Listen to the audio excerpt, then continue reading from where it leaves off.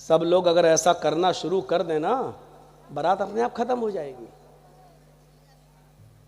लड़की वाले अगर ऐसा करना शुरू कर दें, सब खत्म। इसमें हाजी और नवाजी ज्यादा माहौल बिगाड़े हुए हैं। दाढ़ी लंबी, सऊदी अरब का रुमाल डाला, कहाँ जा रहे हैं? बारात में जा रहे हैं, बारात में जा रहे हैं। पान मुंह में खा रहा है, मुंह में रखा हुआ है। अरे साहब कहाँ जा रहे हैं? बारात में जा रहे हैं, बारात में जा रहा है।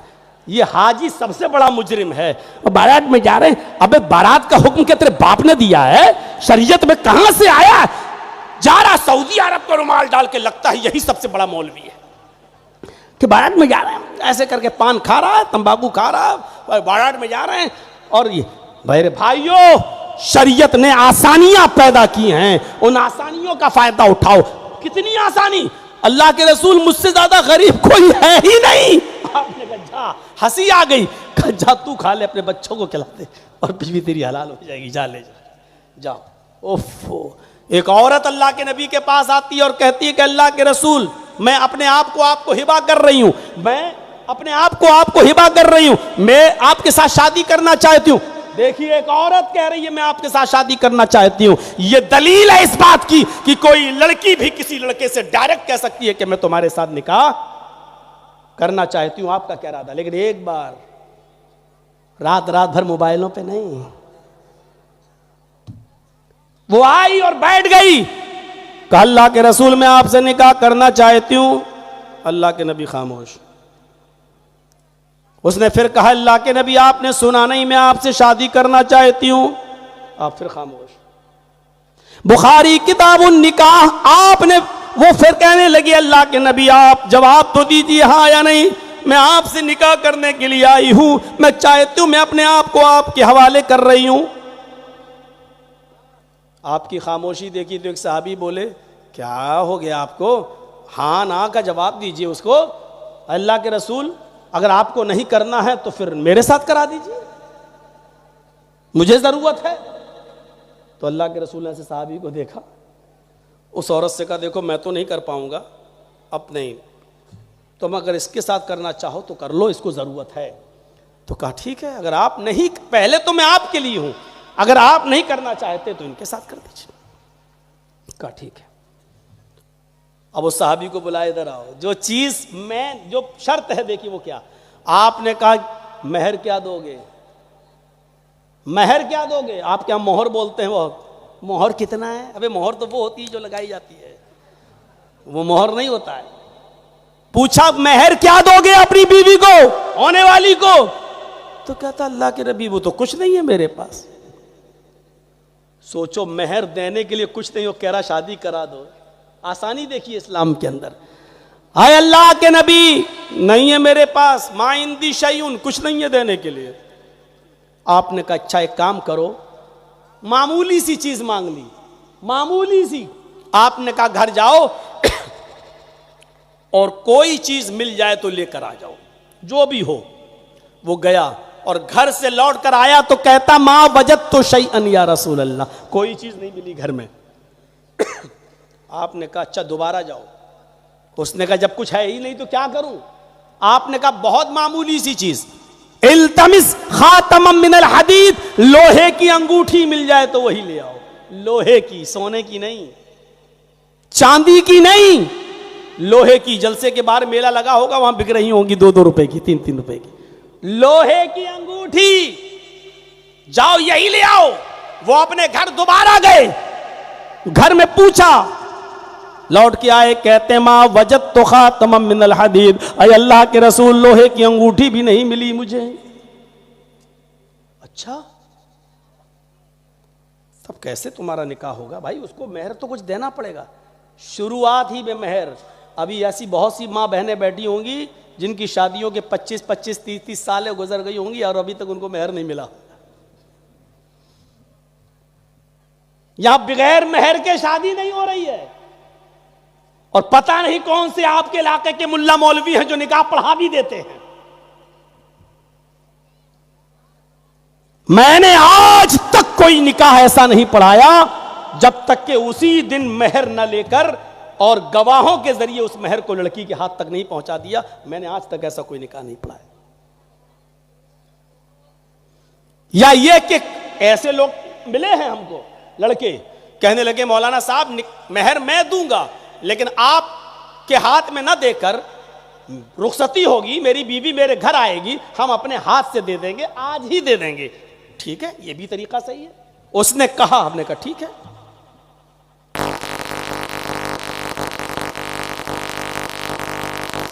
तो क्या अल्लाह के रसूल नहीं मिली मुझे, लोहे की अंगूठी भी नहीं। तो आपने कहा कुछ नहीं है तुम्हारे पास, कैसे निकाह होगा? कहने लगा हाँ हाँ हाँ एक चीज है मेरे पास। ओफो, चीज भी बताई तो क्या बताई? कहने लगा इंदी इज़ारुन या रसूल अल्लाह, एक लुंगी है मेरे पास।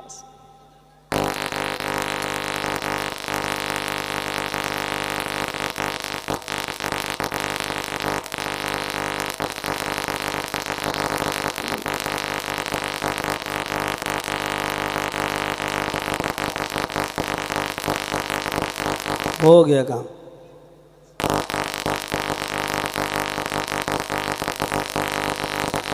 अब तो जनाजा इसका यहीं पढ़ना पड़ेगा माइक का।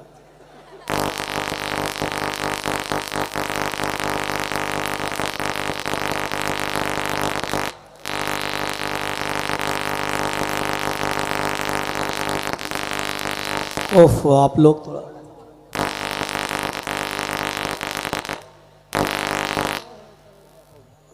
एक्सपर्ट आदमी देखो माशाल्लाह। चलिए चलिए, अगर इससे काम चल रहा तो चलाइए। हाँ, आपकी से अगर गड़बड़ होगा तो आपको पैसा रुक रुक के मिलेगा अगले साल तक। तो सुनिए मेरे भाइयों, उसने क्या कहा? एक चीज है मेरे पास अल्लाह के रसूल। क्या? काइंदी इज़ार, एक लुंगी है मेरे पास। और आपने कहा अच्छा नई? का नहीं नहीं पुरानी। क्या करते हो? का घर पे जाता हूं, सोता हूं तो पहन लेता हूं। लुंगी भी बताई तो कौन सी जो रोज पहन के सोता है? पुरानी। आपने कहा चलो पुरानी भी चल जाएगी, दे दो उसको मेहर में। कहने लगा उसको दे दूंगा तो फिर मैं क्या पहनूंगा? तो आपने कहा फिर बता क्यों रहे हो?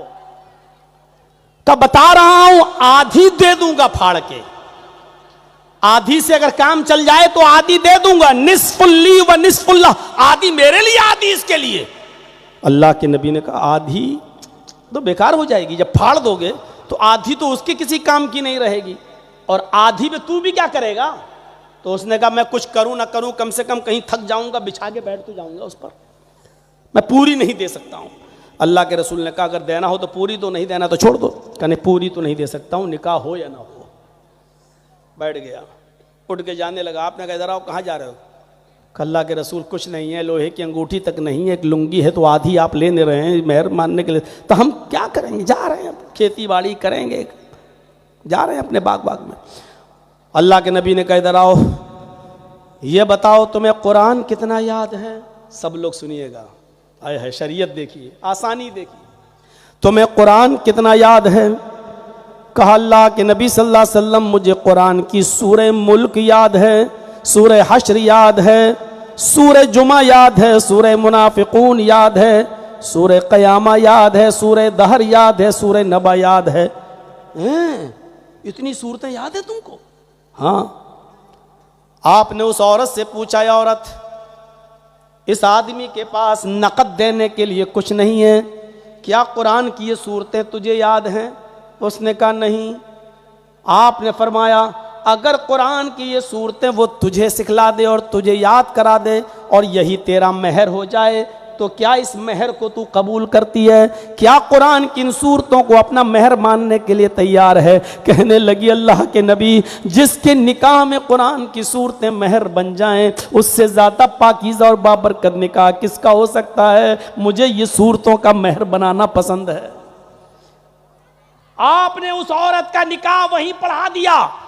सुनो, जिस औरत के माँ बाप न हो, जिस औरत का भाई ना हो, चचा ना हो, कोई ना हो इस दुनिया में, तो निकाह पढ़ाने वाला काजी ही उसका वली बनेगा। बगैर वली के औरत निकाह नहीं कर सकती है। याद रखिए, बाप जिंदा है, तो बाप ही वली बनेगा। बाप अगर पागल है दिमागी तौर पर तो फिर चचा वली बनेगा, और चचा नहीं है तो बेटा नहीं लड़की का भाई वली बनेगा। बहरहाल खून का कोई रिश्ता हो वही वली बनेगा। इसके बिना अगर कोई लड़की शादी करती है तो वो हराम मानी जाएगी। अगर अपने माँ बाप से भागकर कोर्ट मैरिज करके रह रही है तो अल्लाह की कसम हराम है रिश्ता। अपने घर से भागकर दूसरे मोहल्ले में चली गई और दूसरे मोहल्ले की मस्जिद का इमाम ने लड़के का निकाह पढ़ा दिया, 1,00,000 मर्तबा भी निकाह पढ़ाए, अगर लड़की के बाप की, भाई की या चचा की इजाजत नहीं है तो निकाह 1,00,000 बार भी पढ़ा दिया जाए तब भी वो हराम माना जाएगा। जितने दिन वो मिलेगी अपने हस्बैंड से वो जिनाकारी होगी, और जो बच्चे पैदा होंगे वो सारे के सारे नाजायज बच्चे कहलाएंगे। बच्चों के पैदा होने के बाद उन बच्चों को अपने बाप की विरासत से हक नहीं मिलेगा, इसलिए कि जब वो बाप, निकाह ही हलाल नहीं, जब बच्चे ही जायज नहीं तो अपने बाप की विरासत में हक भी नहीं रखते हैं, हक भी उनको नहीं मिलेगा।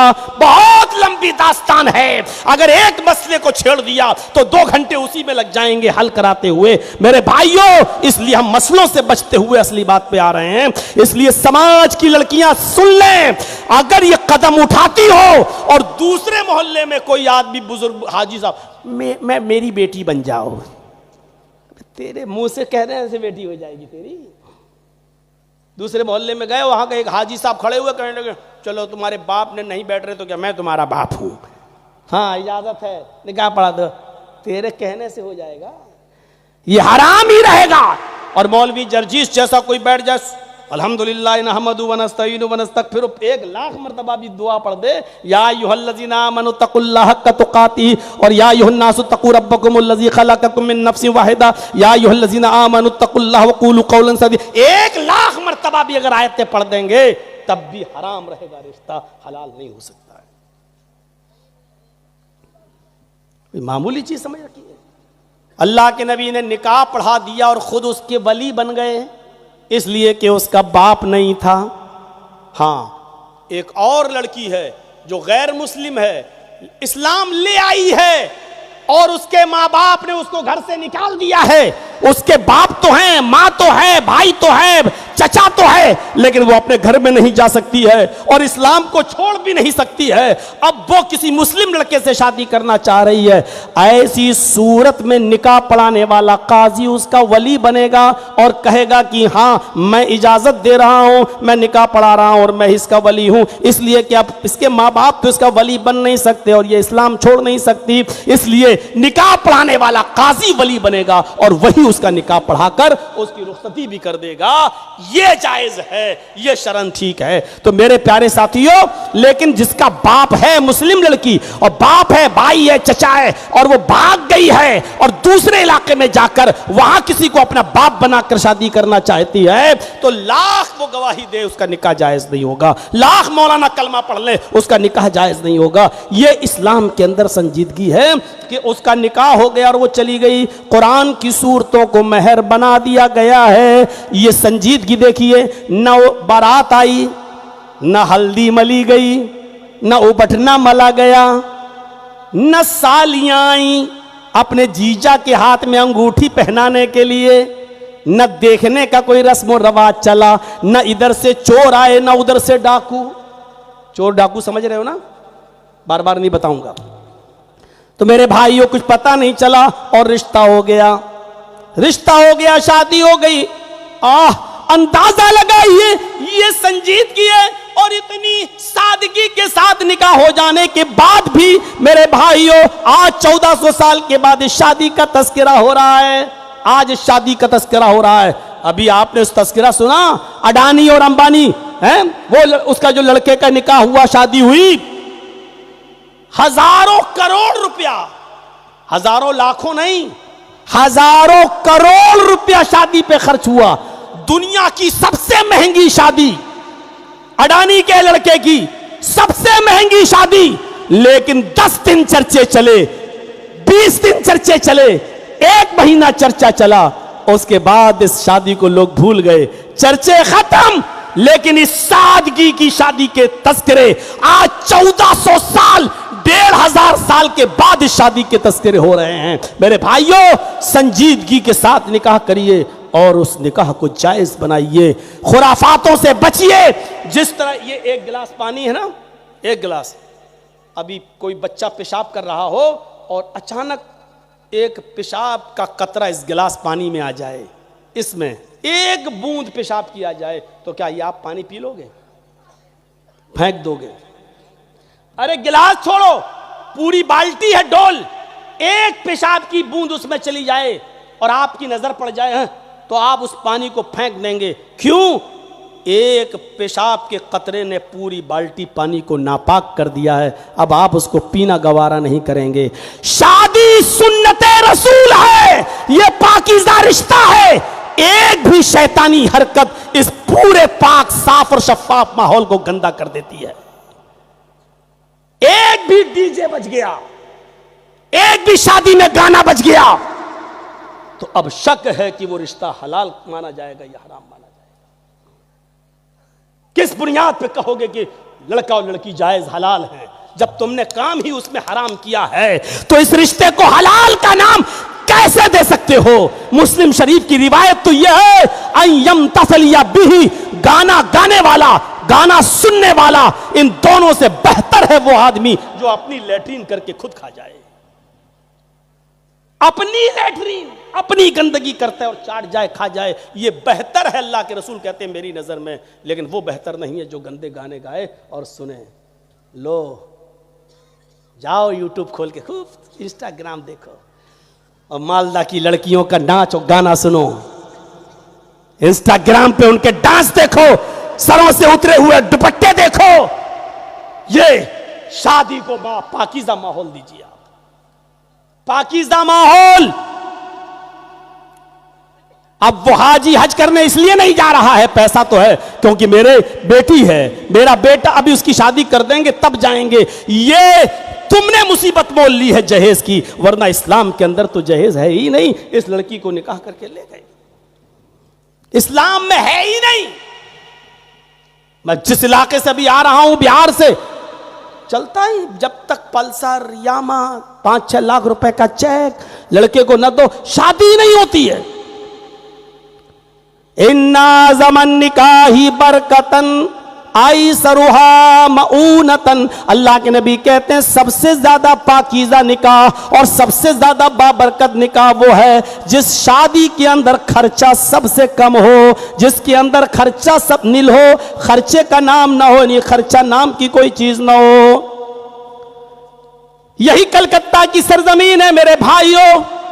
आज से 25 साल पुराना वो मंजर उठाओ, लड़की के बाप का नाम सलीम, लड़की का नाम जमीला, उसकी बहन का नाम फातिमा।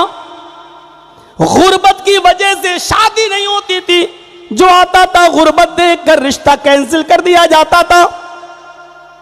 एक जगह रिश्ता लग गया, सलीम साहब खुश है, मेरी बेटी का रिश्ता हो गया। शादी में 1 महीना रह गया, लड़के वाले ने जहेज की एक लिस्ट दे दी। सलीम साहब की आंखों में आंसू आ गए कि मैं इतनी जहेज की औकात नहीं है मेरी देने की। रिश्ता टूट गया और उस लड़के का रिश्ता एक ऐसी लड़की के साथ हो गया जो सरकारी नौकरी करती थी।